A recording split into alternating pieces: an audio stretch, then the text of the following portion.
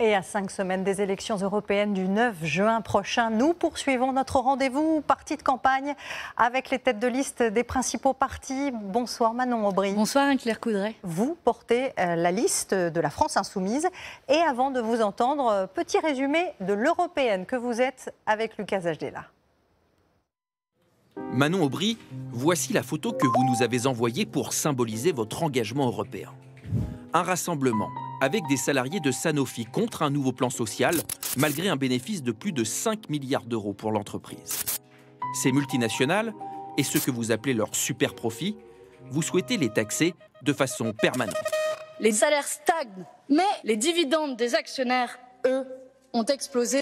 C'est l'une des 485 propositions de votre programme qui promettent aussi de sortir de l'austérité et d'éradiquer la pauvreté, quitte à désobéir aux traités européens. Nous avons passé au crible toutes vos prises de parole avec notre partenaire Data Politics. Parmi les mots qui vous distinguent des autres candidats, le gouvernement, votre cible numéro 1, le libre-échange auquel vous voulez mettre fin, mais aussi Gaza, Israël, Benyamin Netanyahou. Ce n'est pas le cœur de votre programme, mais c'est ce qui domine votre campagne, le soutien au peuple palestinien.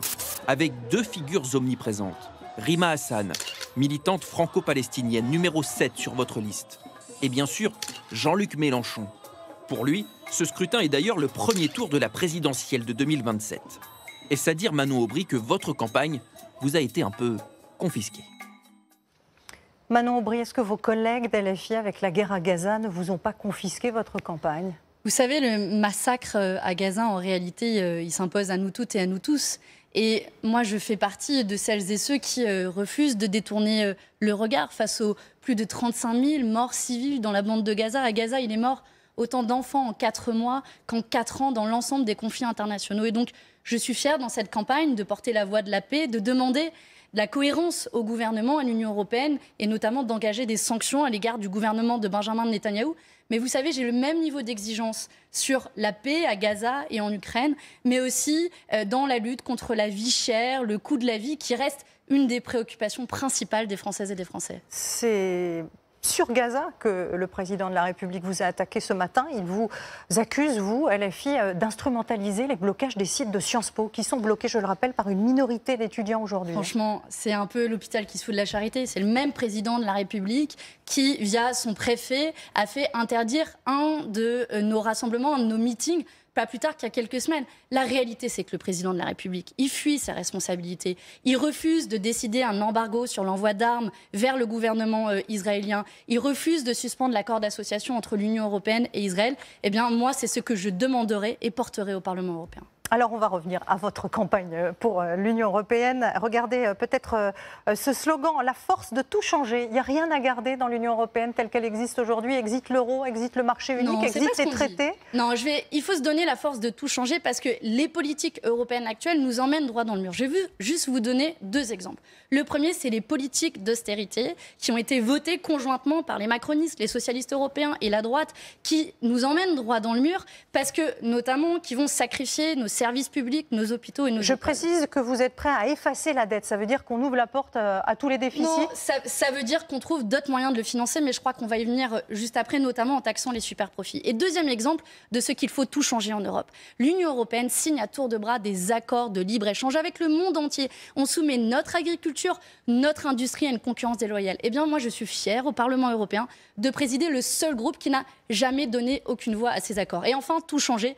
ça veut dire dès le 9 juin, commencer l'après-Macron. Je suis sûre qu'il y a des millions de gens qui nous regardent, qui ne résignent pas au duo entre l'extrême droite et les macronistes. Je leur dis à tous ceux qui sont retrouvés dans le programme de la NUPES, eh bien, c'est cela que nous allons porter le 9 juin pour tracer un autre chemin et commencer l'après-Macron. Alors, vous êtes contre le libéralisme, vous voulez une économie très encadrée, l'encadrement des prix de l'énergie, des prix de l'alimentation.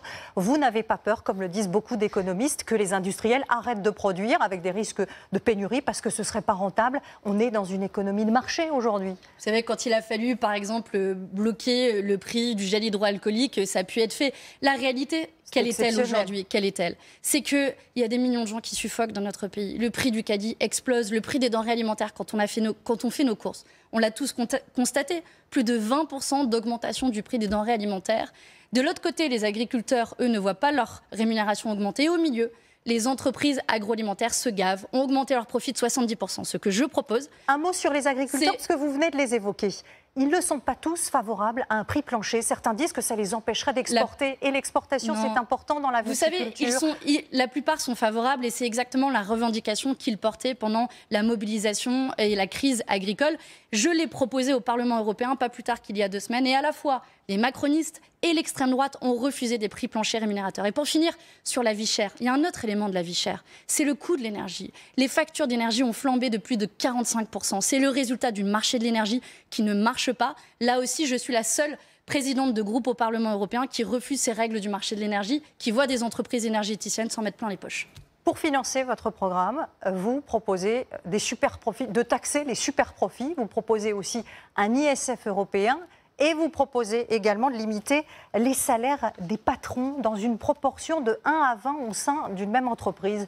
Est-ce que vous n'avez pas peur qu'avec tout cela, vous fassiez peur aux grands groupes, aux chefs d'entreprise qui partiraient aux États-Unis, ailleurs? Le PDG de Stellantis qui gagne 1700 fois le SMIC. Est-ce que vous pensez que quelqu'un a 1700 fois plus de mérite qu'un salarié au SMIC? Ce sont des écarts de salaire qui sont complètement aberrants. Et oui, j'assume de proposer de limiter les écarts de salaire de 1 à 20 au sein des grandes entreprises.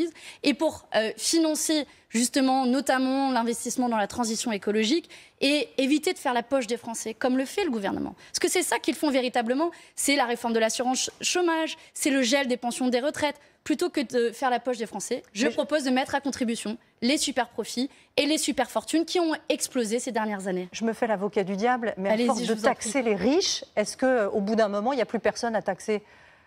Vous savez, quand les millionnaires ont doublé leur fortune depuis 2017, notamment grâce aux cadeaux fiscaux faits par Emmanuel Macron, qui a supprimé l'impôt de solidarité sur la fortune, le choix, il est simple. Soit on fait la poche des Français, comme le propose le gouvernement, soit on taxe les super fortunes qui ont doublé depuis 2017 et les super profits qui ont doublé depuis 2019. Pour moi, le choix, il est clair. Mais si vous préférez que le gouvernement vous fasse les poches, alors votez pour les macronistes. Nous, on propose une autre solution parce qu'on n'est pas condamné à subir la vie chère et à payer finalement les mauvais choix du gouvernement. Vendredi, vous avez un peu surpris tout le monde, en tout cas nous. Vous avez ciblé vos concurrents, Raphaël Glucksmann, François-Xavier Bellamy et Valérie Ayé, les accusant de s'en mettre plein les poches. Vous les accusez en gros de toucher des revenus de la part d'entreprises, de lobbies et même de gouvernements étrangers. Est-ce que vous n'êtes pas allé un peu vite? Parce qu'ils ont fortement réagi, menacent d'ailleurs de vous poursuivre pour diffamation. Eux disent que ce sont des droits d'auteur liés à la publication de leurs livres. Anne-Claire Coudray, mon visuel est très clair et très simple. Il dit qu'il y a un quart des députés européens qui touchent des rémunérations annexes, qui sont payés en plus de l'indemnité d'élu, qui est, soit dit au passant, publier des livres, ça n'est pas un crime, confortable. Ça n'est pas de la corruption. La réalité, c'est que parmi ces députés, vous en avez beaucoup, comme Angelika Niebler par exemple, qui touchent des dizaines de milliers d'euros de la part de lobbies ou d'entreprises. Et ce que je constate, Anne-Claire Coudray, c'est que aucun des têtes de liste ici présents, ni Valérie Ayé, ni Raphaël Glucksmann, ni François-Xavier Bellamy, ni Jordan Bardella ne se sont engagés à une chose très simple: refuser de toucher le moindre euro de la part d'entreprises, de lobbies ou d'États. Ils reçoivent des revenus de maisons d'édition. Pardon, est-ce que vous allez retirer votre titre? Non, c'est quelque chose de factuel que chacun pourra vérifier. Il y a un quart des députés qui touchent des rémunérations annexes. Eh bien, vous voyez, moi, je suis la seule tête de liste qui m'engage à ce que aucune personne de ma liste ne touche des rémunérations annexes de la part d'entreprises ou de lobbies. Mais regardez ma proposition. Jean-Luc Mélenchon est 80e sur votre liste, il écrit des livres, il touche des revenus. J'ai fait une tribune dans Libération que chacun pourra aller lire, où je fais cette proposition très claire. Pas un euro touché de la part d'entreprises, de lobbies ou d'États étrangers. Je m'y engage pour l'ensemble de ma liste. Est-ce que les autres vont le faire? Jusqu'à présent, ils n'ont pas répondu à ma proposition. Alors si vous voulez, à la fin, le 9 juin, faire primer l'éthique sur le fric, vous savez ce qu'il vous reste à faire. Votez pour la liste de la France Insoumise. Merci beaucoup, Manon Aubry, d'avoir accepté notre invitation.